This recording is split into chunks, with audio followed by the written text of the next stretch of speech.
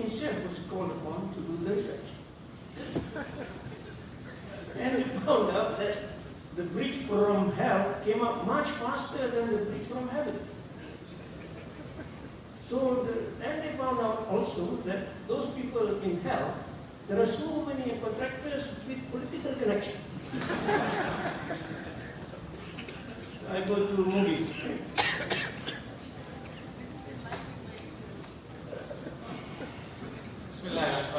Assalamu alaikum to all of you. After these 3 power-packed presentations and a joke to put the icing on the cake from our dato, I'm sure you will find out that I am 1,000,000 times less brighter than my 3 brothers and sisters who we have just heard. Honestly, I was thinking otherwise to participate in this event, mainly because of my schedules back in Oman, and then, you know, I have a 2-week-old baby who I had to welcome. Haven't given him time properly yet. And the other thing is that I have a special biasness to my beloved country. Events happening in Pakistan always are more attractive towards me, and they appeal to me. And then to meet my colleagues, my mentors, especially Professor Dr. Abbas Mirahor, who is not only a mentor, but he's much more than that. And he and I not only share the bond of respect, but it's a bond of love, what he and I actually call as wilaya. So what you hear from me, whatever good or bad, it's, yani, hey, if it's bad, it's mine, if it's good, it's his. So let me now, take a leaf from Brother Om's book, and I myself am amazed to have such massive audience in the back-end sessions of the event.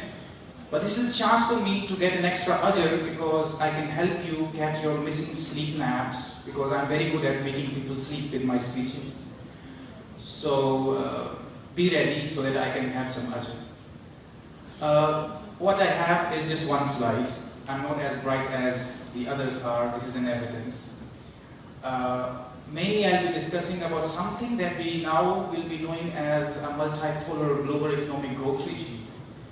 Ideas that has been progressing and being brought up in the age of a financial system that is marred by black swan events, has become a fully complex system to the order of infinity. And we look at that within this prospects of multipolar growth regime, where China, India, Brazil, Russia, Korea are now going to become the next center of focus to be the flag bearers of the global economic growth. How can Islamic finance fit in? Because this then rings a bell for Islamic finance and sounds and announces ideal times for Islamic finance. Now, any financial system that we know of, be it the current financial system, has to mainly perform 2 basic functions. Number one, it has to give us legitimate and just avenues to generate income. And at the same time, much more importantly, it has to help us manage and mitigate the risks attached with earning that income. Presently, this discussion has become so much more crucial because the aspects of multipolar growth regime promises a lot of benefit for the whole world. The crux to reap those benefits would be an ideal financial architecture that enhances and assures that the benefits are reaped. The current financial system, ladies and gentlemen, as we know, and we have concluded already since years, 1400 years ago to be honest, more than that, that a system that is based on interest-bearing debt financing fails miserably to perform the basic roles. It not only disallows us to earn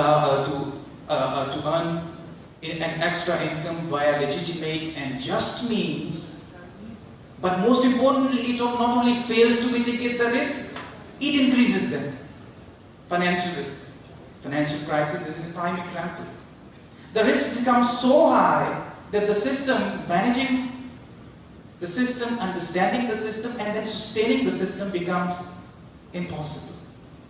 So much so that as more the risk increases, you shift from a natural risk phase to an unnatural risk creation. so that the total risks in the system becomes so high, i.e. becoming unmanageable. This it does by its two basic survival mechanisms that it needs to strive on is risk transfer and risk shifting. I don't want to comment more on that because you've heard what risk transfer and risk shifting is.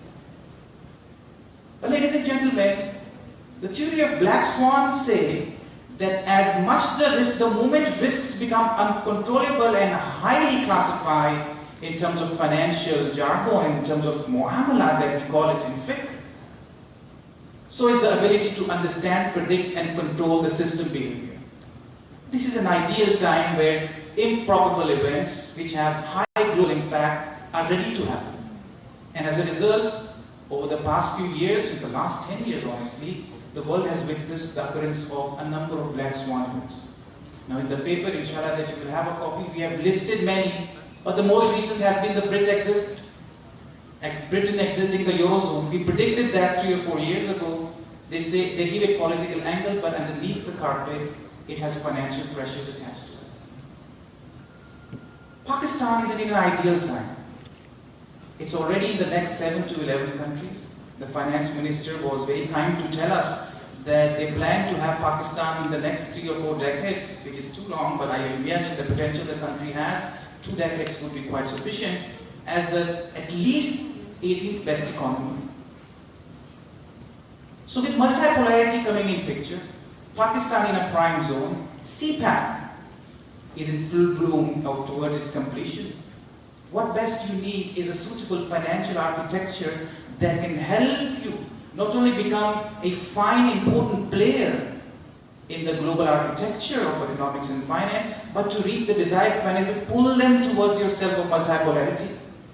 This it can do by adopting fully to the mechanics of Islamic finance, ways and means. The paper will tell you more details, and we have done a number of studies where we have empirically shown that how Islamic financial ways and means assures a more stable and a robust economic growth. Basically, the system interlinks or relinks the financial and the real sector, where the real sector then dictates the financial sector as a whole. There is no decoupling between the two. Since there is no interest rate, the driving factor then becomes the real rate of return from the real sector that is coming in. Our Prof. Abbas shared yesterday, that the equity premium minimum in this country, my beloved Pakistan, is 20%. We've done similar calculations from where I come now, Oman, it's 25%. Much more. Back of the envelope calculation I did. And we shared it with the central bank over there. We did a policy paper where we empirically proved that Oman can reap a lot of benefits given the oil crunch and the economic diversification officially adopted by the country over there. History has shown us that people who have resorted to the ways and means of Islamic finance, mainly Mudarba Musharaka, which we now know as venture capital, or Comenda from old age, has reaped a lot of benefits, so much so that not only the economic growth has been more, but the societies have become anti-fragile. i.e., whenever there has been financial crisis, they have outperformed so many other entities. Silicon Valley is a prime example.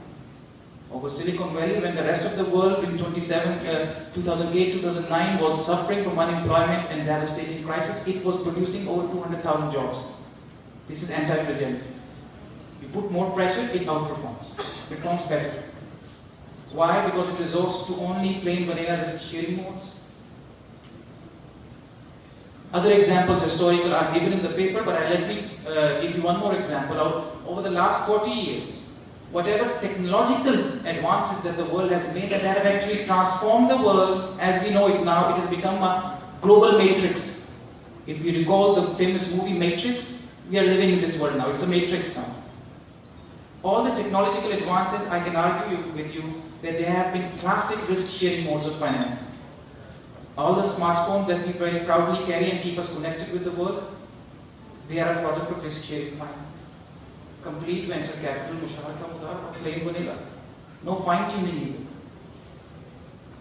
This then creates a huge opportunity for countries like Pakistan, who are now reigniting its progress in Islamic finance with the regulatory as well as federal government support, which I was very happy to hear from the finance minister yesterday. Makes me most happy looking at from the outside world. What we have done over here is that we are trying to create a next phase for Oman itself. You see, the similarity between Oman and Pakistan is, it is a last mover advantage. Pakistan is reigniting.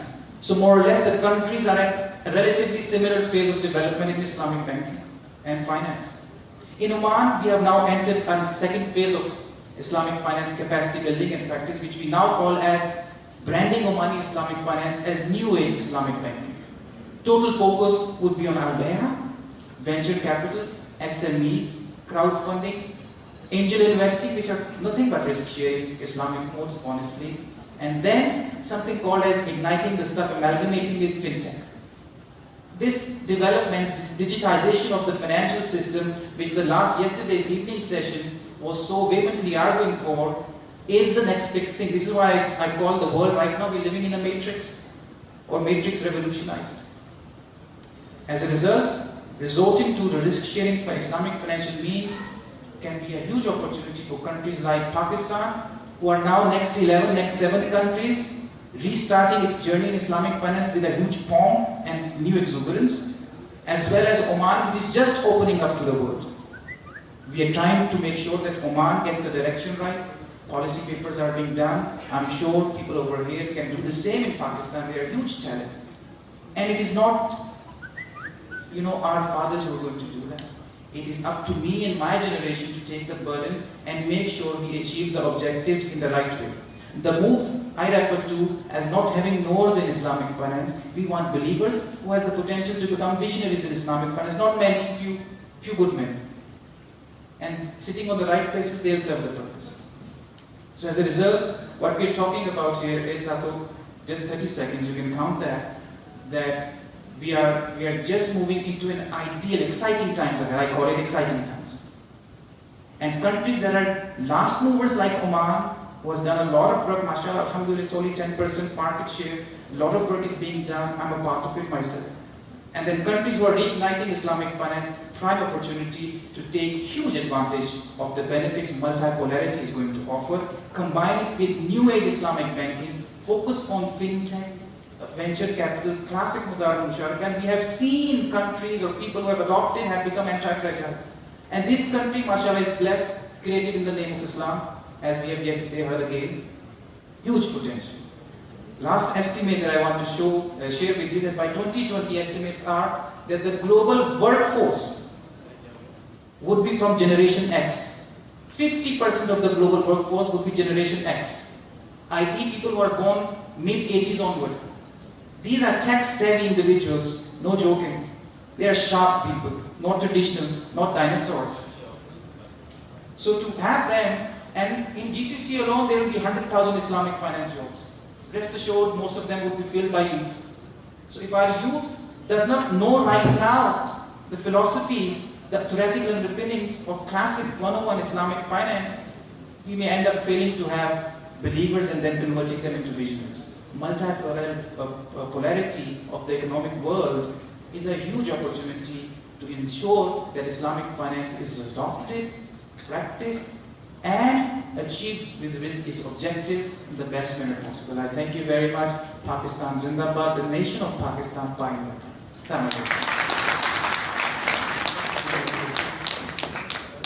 I wouldn't rate any one of them. They are all my students, and I love all of them. So with that, I just close the case, and we go forward to the next event. Please join me with a very big hand for all of them.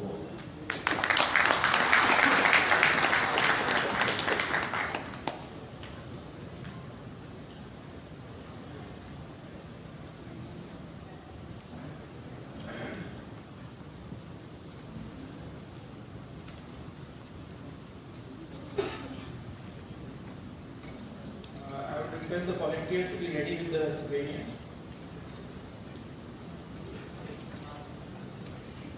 I would request Professor Dr. Sayyid Usman Al-Habshi to please distribute the souvenirs to the participants. First of all, Ala Alabad.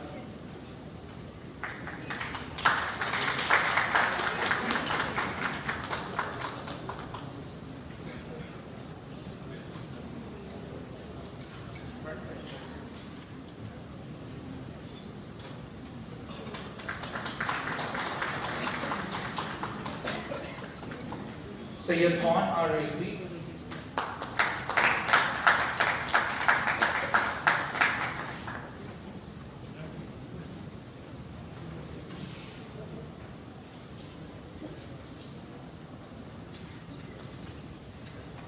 Siram Sabah.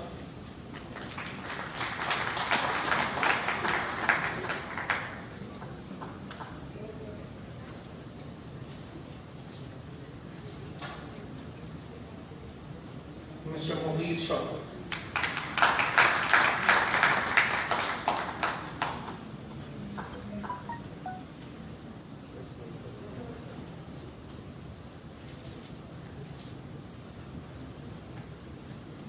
I request Mr. Riazuddin, Deputy Governor, State Bank of Pakistan, please do the honors of giving the memento to Professor Tato Sayyid Usman Al.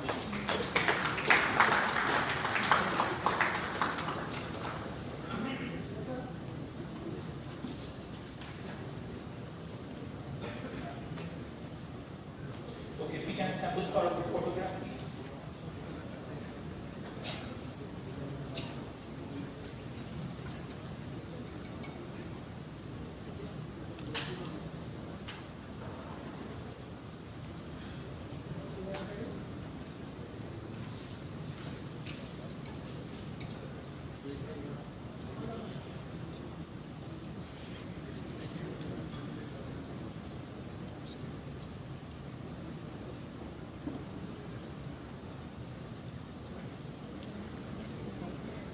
Thanks a lot to all the participants for presenting the research papers. We are now moving ahead towards the final session, but before that, we'll have a quick 15 minutes tea break. We'll reassemble at 4:45 for the concluding power session.